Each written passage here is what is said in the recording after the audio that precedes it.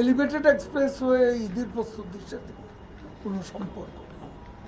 Elevated expressway বরং ব্যাপারে সহায়ক শক্তি যতটুকু ওপেন হয়েছে সেটা কত উপকারে এসছে, যারা বিদেশে যায় আসে তারা বুঝে, উত্তরা থেকে যারা 2.5 ঘন্টা ঢাকা শহরে আসতে পারতো না তারা বুঝে যে ফার্ম গেট থেকে এয়ারপোর্ট 10 মিনিটে 8 থেকে 10 মিনিটে যাওয়া আসা করে।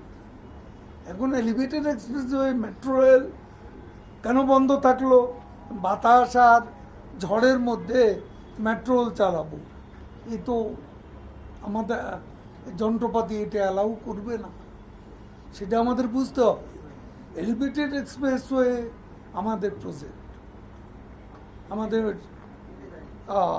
মন্ত্রণালয় সেতু বিভাগের এটা কর্তৃত্বাধীন, এবং সেখানে এইসব বিষয় নিয়ে কোথাও কোনো অচলাবস্থা হলে এলিভেটেড এক্সপ্রেসওয়ের চলার পথটা শুরুতেই ছিল কণ্টকাকী। এটাকে আমি কথা শেষ করি, কাজ দেখলেন না কি হয়, 10 মিনিটে চলে যান, 8 মিনিটে চলে যাচ্ছেন ফার্ম গেট থেকে এয়ারপোর্ট, তো কাজ হয়নি, বাকিটাও হবে।